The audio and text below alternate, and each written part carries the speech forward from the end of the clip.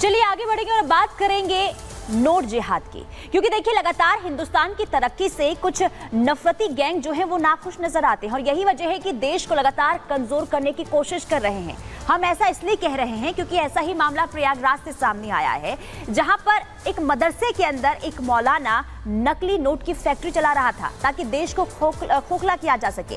हालांकि कैसे इस मौलाना का पर्दाफाश हुआ है, कैसे नोट जिहाद का खेल सबके सामने आया है, रिपोर्ट के जरिए आपको दिखाते हैं।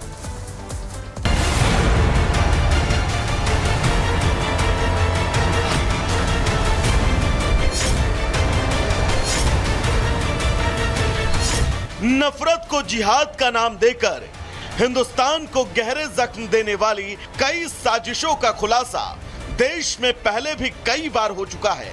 लेकिन इसी कड़ी में अब यूपी पुलिस ने प्रयागराज के जामिया हबीबिया मदरसे में चल रहे एक गहरी साजिश का पर्दाफाश किया है।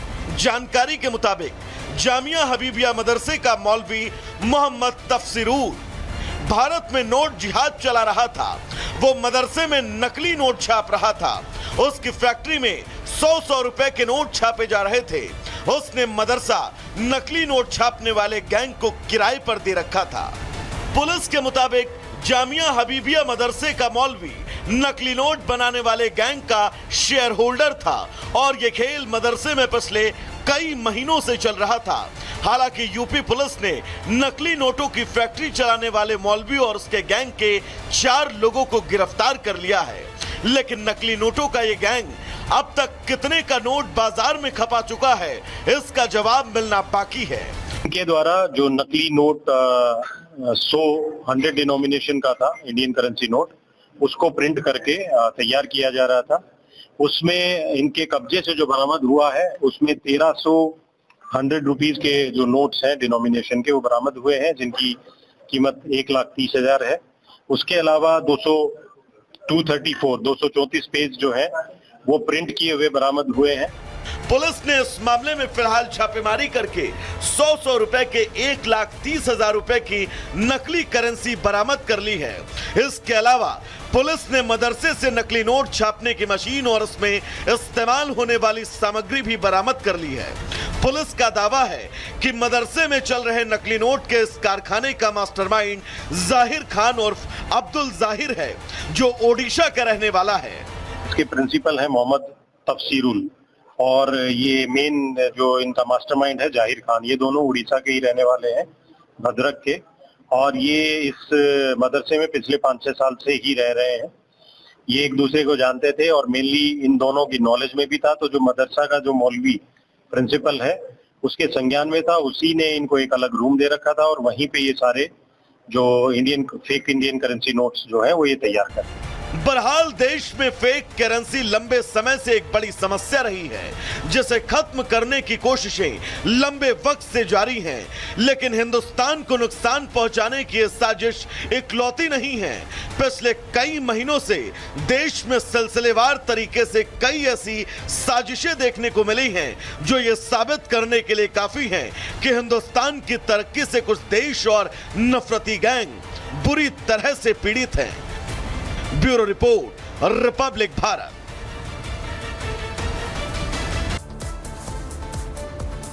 तो रिपोर्ट आपने देखी किस तरीके से ये नफरती गैंग जो है देश को तोड़ने का काम कर रहे थे, लेकिन इनकी जो साजिश है वो नाकाम हुई है। अब ग्राफिक्स के जरिए आपको समझाते हैं किस तरीके से जो ये नफरती गैंग है वो एक्टिव नजर आ रहे थे, इनका मंसूबा क्या था। देखिए, भारत को आर्थिक चोट पहुंचाने की ये साजिश रची जा रही थी। प्रयागराज में मौलाना की बड़ी साजिश का खुलासा हुआ है।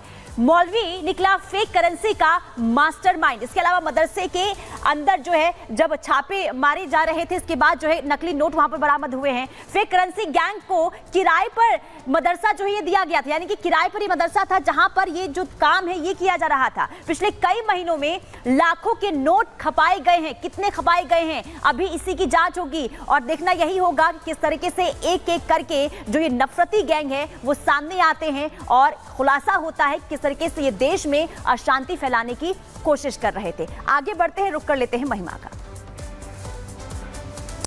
बिल्कुल, खबरों में आगे बढ़ते बात करेंगे पॉलिसी से लगी मिर्ची की। देखिए, उत्तर प्रदेश के मुख्यमंत्री योगी आदित्यनाथ की तरफ से एक नई सोशल मीडिया पॉलिसी लाई गई है, जिसको लेकर के अब देखिए लगातार प्लानिंग भी कर रही है योगी सरकार। इसमें क्या है कि जिन सोशल मीडिया इन्फ्लुएंसर्स के बहुत ज्यादा फॉलोअर्स है, उनको यूट्यूब, इंस्टाग्राम या फिर जो भी प्लेटफॉर्म है जहां पर उनके फॉलोअर्स काफी ज्यादा है, अब अगर उन्होंने इस तरह की वीडियोस बनाई जिसमें सरकार की योजनाओं की जानकारी यानी कि विज्ञापन के जरिए सरकार ने फैसला किया है कि 30,000 रुपए से लेकर के 8 लाख रुपए सोशल मीडिया इन्फ्लुएंसर्स को मिलेंगे। लेकिन कुछ लोग इसका विरोध भी कर रहे हैं। क्यों? रिपोर्ट आप देखिए।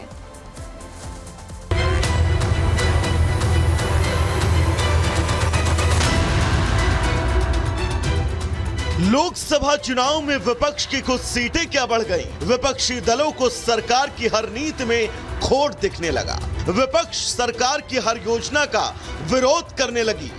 दरअसल यूपी सरकार ने नई सोशल मीडिया पॉलिसी को मंजूरी दी है। इस नई सोशल मीडिया पॉलिसी के तहत सोशल मीडिया यूजर्स को लाखों की कमाई हो सकती है। मतलब यूपी सरकार ने एक तरह से सोशल मीडिया यूजर्स के लिए कमाई का रास्ता खोल दिया। यूपी में योगी सरकार ने ऐलान किया कि वो सोशल मीडिया चलाने वालों को कमाई करने का मौका देगी। नई सोशल मीडिया पॉलिसी के तहत 8 लाख रुपए महीने तक सोशल मीडिया इन्फ्लुएंसर कमा सकते हैं। कमाई की मिनिमम लिमिट भी 2 लाख रुपए रखी गई है। खास बात यह कि इस सोशल मीडिया इन्फ्लुएंसरों को सरकारी योजनाओं की लोगों को सही जानकारी देनी होगी।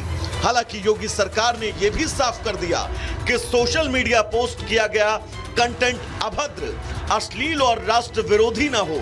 मतलब कमाई तभी होगी जब आप कायदे में रहेंगे, नियमों का पालन करेंगे। नियम तोड़ने पर जेल की सलाखों के पीछे भेज दिया जाएगा। हालांकि नई सोशल मीडिया पॉलिसी को मंजूरी मिलते ही इसका विरोध शुरू हुआ। विरोध की शुरुआत समाजवादी पार्टी के मुखिया अखिलेश यादव ने की। अखिलेश ने बाकायदा सोशल मीडिया पर पोस्ट करते हुए यूपी सरकार की नई मीडिया पॉलिसी की आलोचना की। अखिलेश ने यूपी सरकार पर तंज कसते हुए एक कविता लिखी है। अखिलेश ने कविता के जरिए योगी सरकार को घेरने की कोशिश की। योगी सरकार की नीतियों का विरोध करने वाले अखिलेश अकेले नहीं हैं। अखिलेश के साथ साथ असदुद्दीन ओवैसी भी सोशल मीडिया पॉलिसी के विरोध में उतर आए। ओवैसी ने भी सोशल मीडिया प्लेटफॉर्म एक्स पर पोस्ट कर योगी सरकार की नई पॉलिसी का विरोध किया। बहरहाल योगी सरकार प्रदेश के युवाओं को नई सोशल मीडिया पॉलिसी के तहत कमाई और रोजगार का जरिया दे रही है, लेकिन विपक्ष को योगी सरकार की ये योजना नागवार गुजर रही है। ऐसे में सवाल ये कि विपक्ष को सरकार की नीतियों से दिक्कत है या फिर युवाओं को मिल रहा रोजगार विपक्ष के लिए चिंता का विषय। Bureau report, Republic Bharat.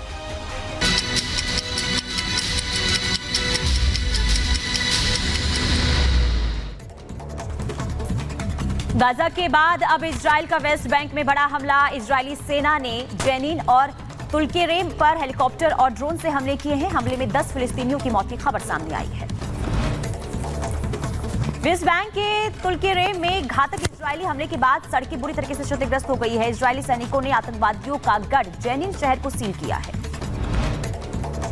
West Bank के इजरायली सैनिकों के हमले पर संयुक्त राष्ट्र मानवाधिकार ने निंदा की है और कहा है कि पश्चिमी तट में चिंताजनक हालात हैं। पहले से ही विस्फोटक स्थिति के और अधिक भड़काने का खतरा है। इजरायली सेना ने लेबनान में हिजबुल्लाह के 2 ठिकानों पर हमला करने का दावा किया है। आईडीएफ ने कहा है कि हिजबुल्लाह के आतंकवादियों ने इनका इस्तेमाल निगरानी चौकियों के रूप में किया था। इजराइल के प्रधानमंत्री नेतन्याहू ने उत्तरी इजराइल का दौरा किया। इजराइल लेबनानी सीमा पर तैनात सैनिकों से भी मुलाकात की। उत्तरी इजराइल में लेबनान से हमले में 23 सैनिक और 26 नागरिक मारे गए हैं।